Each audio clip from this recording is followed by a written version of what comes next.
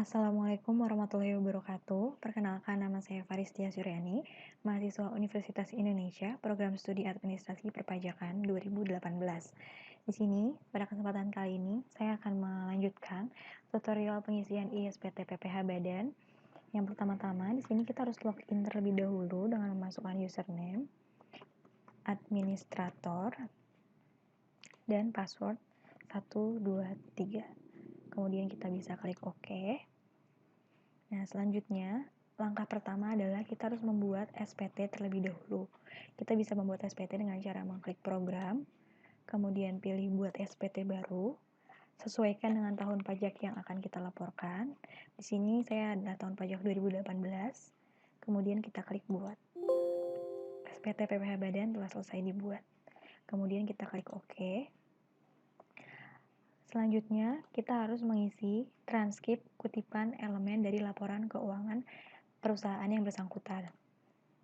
Nah, di sini kita bisa sesuaikan dengan laporan keuangan dari perusahaan. Sini ada data, sini ada data laporan keuangan dari PT MNF per 31 Desember 2018. Agar lebih mudah, kita buat device kita bisa sebelahan agar kita bisa memasukkannya sesuai dengan kita buat seperti ini layarnya agar lebih mudah untuk memasukkannya. Di langkah pertama kita harus mengisi neraca atau aktiva dengan yang pertama adalah kas dan setara kas. Dengan kas dan setara kas di sini sesuai dengan laporan keuangan senilai 2.450.000.000 rupiah. Kemudian ada investasi sementara, karena dalam laporan keuangan tidak ada, maka kita tidak perlu input. Selanjutnya, piutang usaha senilai 2.310.000 ini kita bisa masukkan ke dalam piutang usaha dari pihak ketiga.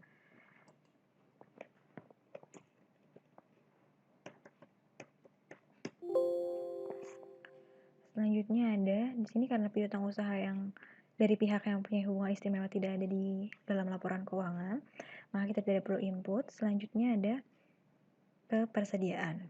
Sini persediaan dalam laporan keuangan adalah sebesar 38 miliar. Kita bisa masukkan sebesar 38 miliar 380 juta. Selanjutnya ada beban dibayar di muka. Di sini ada biaya dibayar di muka. Ini sebenarnya sama saja, cuma di sini beban dan di sini biaya. Namun untuk nominal dan maksudnya adalah tetap sama. Jadi kita bisa input sebesar 234 juta. Nah, untuk uang muka pembelian itu tidak ada, langsung ke aktiva lancar lainnya. Nah, di dalam aktiva lancar lainnya ini ada salah satu aset di dalam laporan keuangan yang belum kita masukkan ke dalam ISPT, yaitu adalah uang muka pajak sebesar 1.266. Karena tidak ada di dalam sini, kita bisa asumsikan dia ke dalam aktiva lancar lainnya sebesar 1.266.000.000 rupiah. Oke, selanjutnya ada piutang jangka panjang. Karena piutang ini tidak ada, kemudian tanah dan bangunan juga tidak ada, kita lanjut ke aktiva tetap lainnya. Di dalam aktiva tetap lainnya ini kita bisa masukkan senilai 8 miliar yang ada di sini, ya, ada di harga perolehan aktiva tetap. Kita masukkan sebesar 8 miliar 436 juta 875.600.000 rupiah. Selanjutnya ada akumulasi penyusutan. Sini sebesar 2 miliar 500 juta.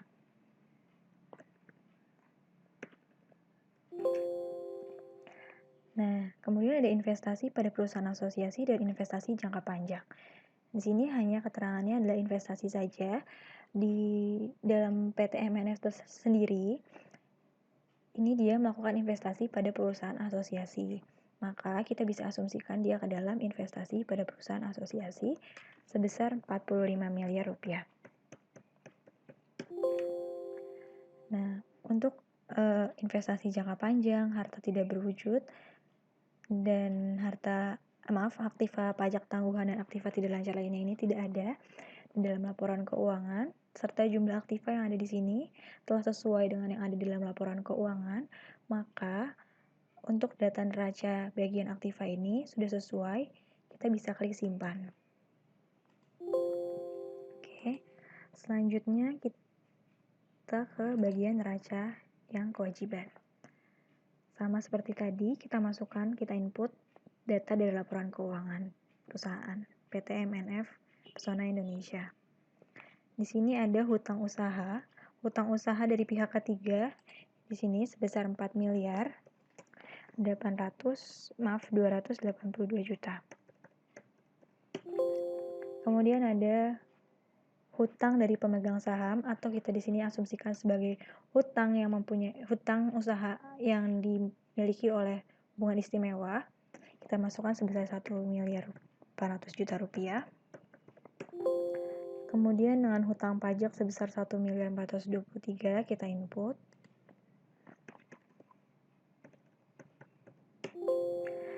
Dan hutang dividen di sini tidak ada.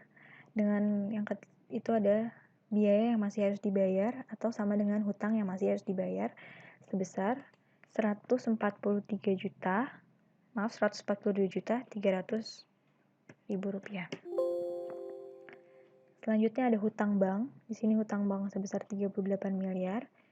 Kita langsung input di dalam ISPT.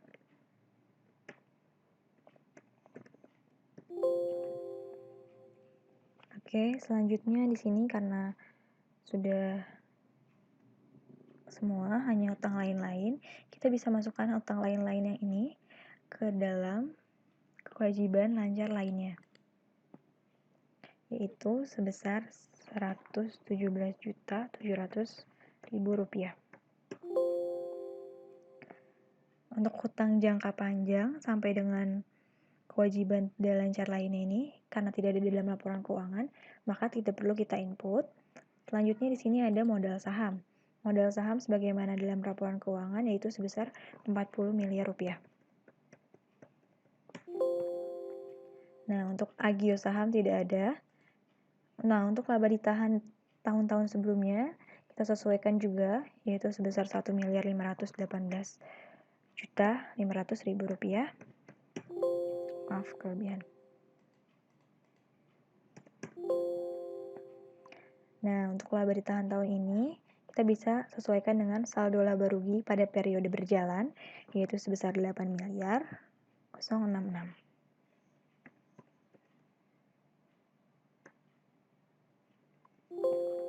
Oke, untuk ekuitas lain-lain tidak perlu diisi karena tidak ada. Kita lihat di sini jumlah kewajiban dan ekuitasnya apakah sudah sama atau sudah sesuai dengan yang ada di laporan keuangan. Kalau sudah sesuai, kita bisa klik simpan. Selanjutnya, kita bisa isi ke bagian laba rugi. Untuk bagian laba rugi di sini, kita sesuaikan dengan data perusahaan. Nah, di sini ada data keuangan perusahaan untuk tahun 2018. Kita sesuaikan. Di sini ada penjualan bersih. Penjualan bersih senilai 46 miliar 617 juta.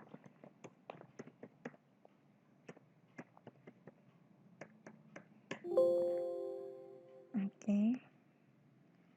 Selanjutnya kita sesuaikan dengan pembelian sebesar 54 miliar.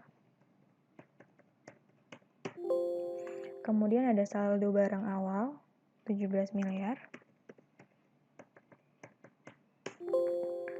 Ada barang akhir sebesar 38 miliar.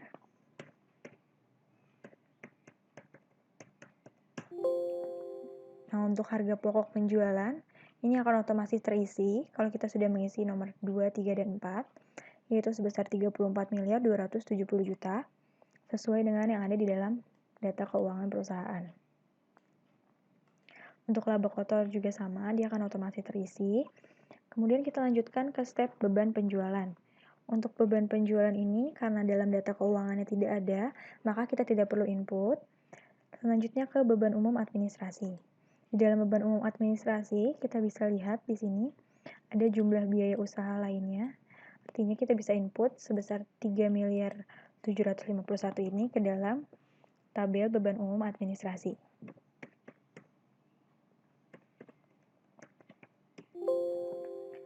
Nah, di sini akan otomatis juga terisi nomor yaitu laba usaha senilai 8.596 juta sesuai dengan yang ada dalam daftar laporan keuangan. Selanjutnya kita masukkan jumlah penghasilan atau beban lainnya. Nah, di sini penghasilannya adalah senilai 530 juta. Karena di sini minus, kita bisa tambahkan minus terlebih dahulu senilai 530.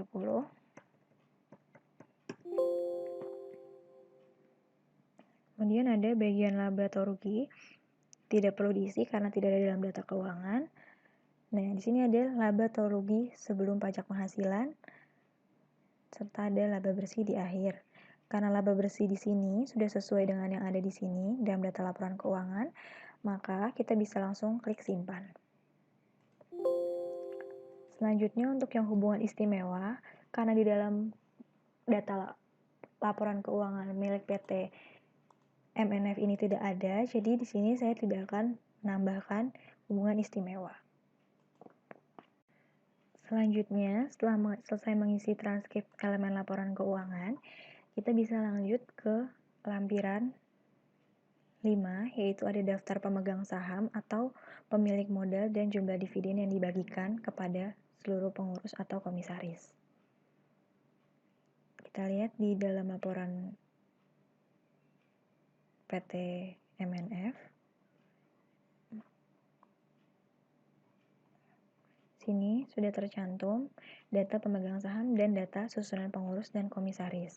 Kita bisa langsung input datanya ke dalam ISPT. Dengan cara yang pertama, di bagian A itu kita input daftar pemegang saham atau pemilik modal terlebih dahulu.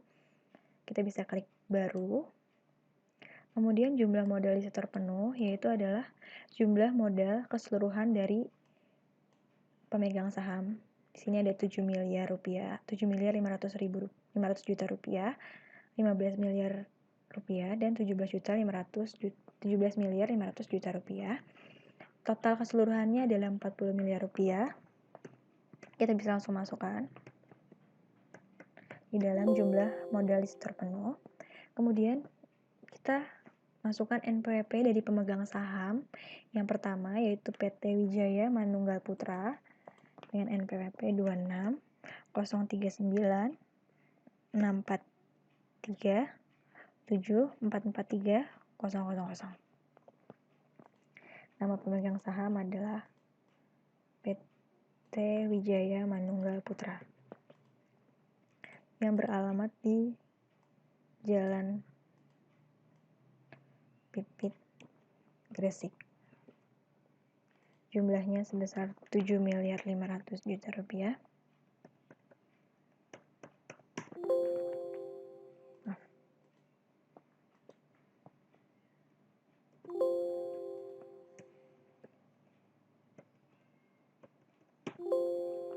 Oke, kita bisa klik simpan.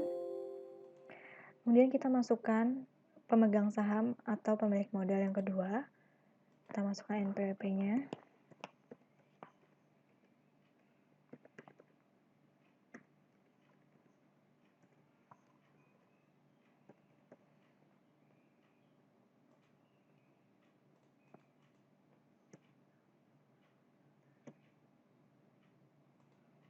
Nama pemegang sahamnya PT OBS yang beralamat di Jalan Keraton Barat, Yogyakarta. Dengan jumlahnya sebesar 15 miliar. Kita klik simpan. Kita masukkan lagi pemegang saham yang ketiga.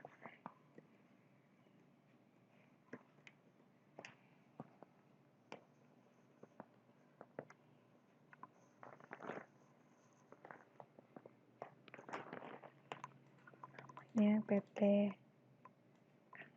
Priyutama Tridharma Sejati yang beralamat di Jalan Raya Sinar Bakti, Malang. Jumlah modalnya sebesar 17 miliar 500 juta rupiah. Kemudian kita klik simpan. Karena sudah selesai semua kita input pemegang sahamnya, maka kita bisa klik no untuk tidak melakukan perekaman baru. Nah, di sini akan muncul daftarnya, sudah sesuai dengan yang ada dalam data keuangan milik PT MNF. Selanjutnya kita isi bagian B, ada daftar susunan pengurus dan komisaris. Kita bisa klik baru. Kita masukkan NPWP dari pengurus dan komisarisnya.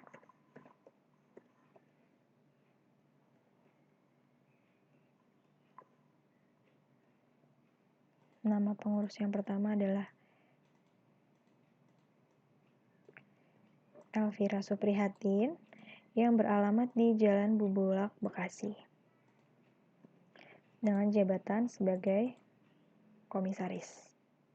Kita klik simpan. Kita lakukan input yang kedua dengan masukkan NPWP terlebih dahulu.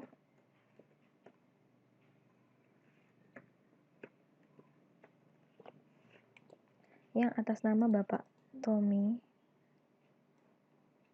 Prihanto yang beralamat di Komplek TNI Angkatan Laut, Jakarta, dengan jabatan sebagai Direktur Utama.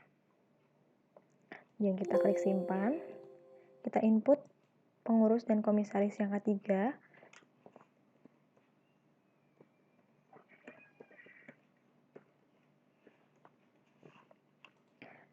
Atas nama Bapak Gimawan Ilham Fauzi yang beralamat di Jalan Bakti Utada, Jakarta. Jabatan sebagai direktur. Kemudian kita klik simpan. Setelah selesai semua kita input data pemegang saham dan data susunan pengurus, kita bisa close formulir 1771 lampiran 5. Selanjutnya kita lanjutkan untuk mengisi lampiran formulir 1771 bagian 6, yaitu daftar penyertaan modal pada perusahaan afiliasi. Nah, dalam data yang dimiliki oleh PT MNF, di sini tercantum bahwa perusahaan memperoleh penghasilan dari luar usaha, yaitu dari dividen dalam penyertaannya kepada XBC International Corporate. Maka di sini di dalam ISPT kita bisa masukkan daftar penyertaan modal pada perusahaan afiliasi terkait, yaitu kita bisa klik baru dengan mengisi data-data perusahaan afiliasi. Karena di sini perusahaan afiliasinya berada di luar negeri, kita bisa klik di luar negeri dengan masukkan nama perusahaan afiliasi, yaitu XBC International Corporate yang beralamat di sini Thailand, di Bangkok, Thailand. Nah, di dalam keterangan ini kita tidak mengetahui apakah XBC International Corporate ini memiliki BUT atau tidak, maka kita dapat asumsikan tidak ada. Kemudian kita sesuaikan valuta asing yang digunakan. Di sini valuta asingnya adalah baht. Kita bisa pilih.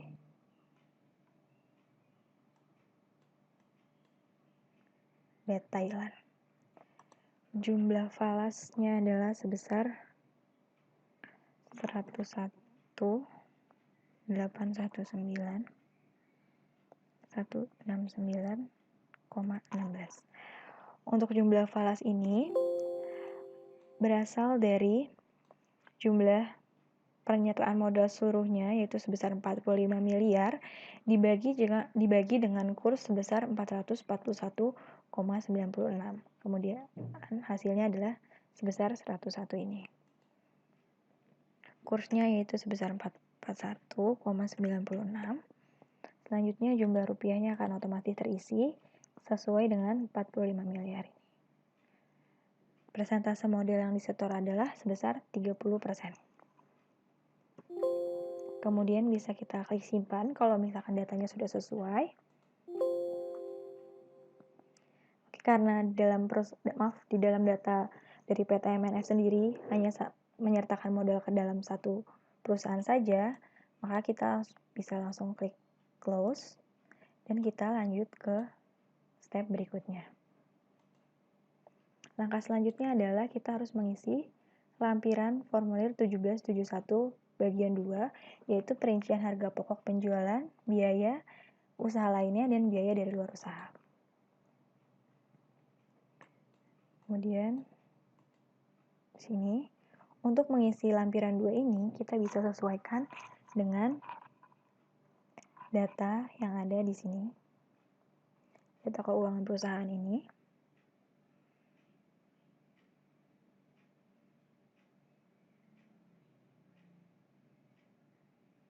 Yang pertama ada pembelian bahan atau barang dagangan.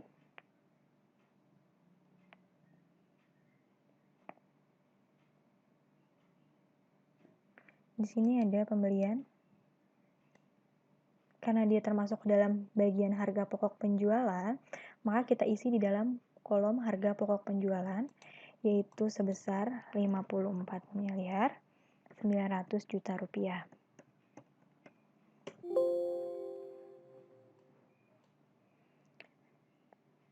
Selanjutnya yang kedua itu ada gaji, upah, bonus, gratifikasi, dan honorarium.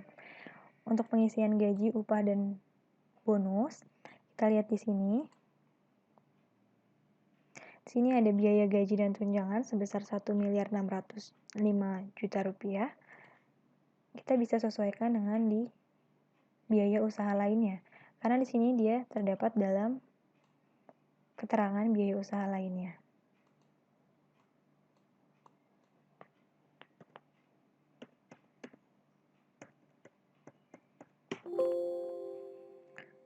Selanjutnya biaya transportasi. Di sini biaya transportasi itu masuk masih ke biaya usaha lainnya.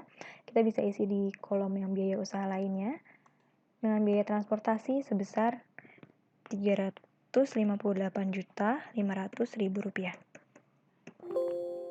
Selanjutnya ada biaya penyusutan dan amortisasi. Di sini ada biaya penyusutan dan amortisasi. Untuk biaya penyusutan dan amortisasi, sini kita bisa jumlahkan terlebih dahulu. Ada senilai 424 juta rupiah dengan 283. Hasilnya adalah 707 juta rupiah.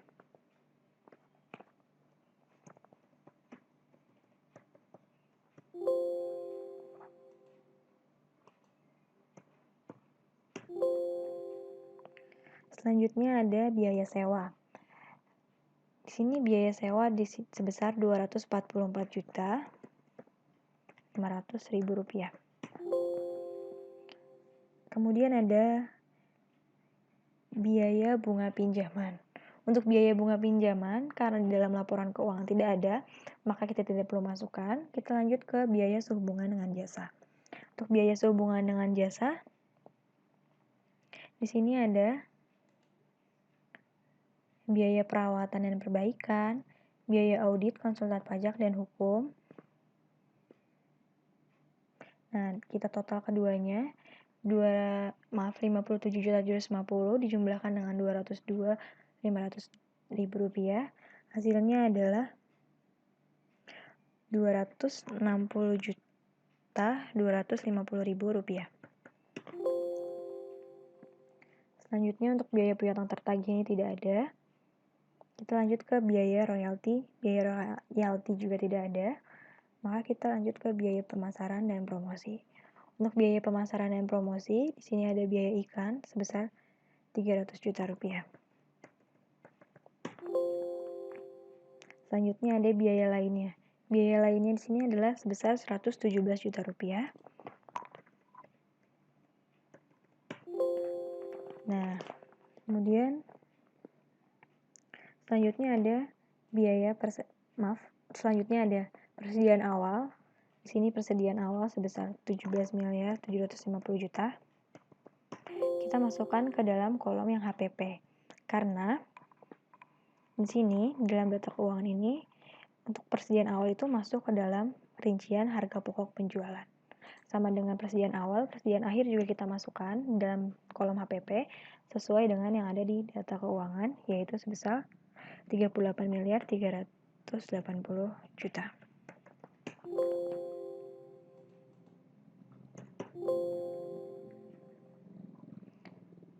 Nah, untuk kolom yang ketiga ada biaya dari luar usaha. Untuk biaya dari luar usaha ini, kita bisa input di sini.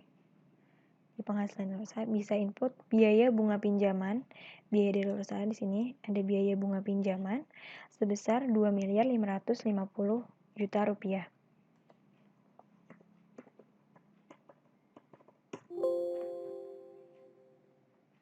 Karena dari biaya luar usaha hanya ada biaya bunga pinjaman, maka kita hanya input biaya bunga pinjaman saja.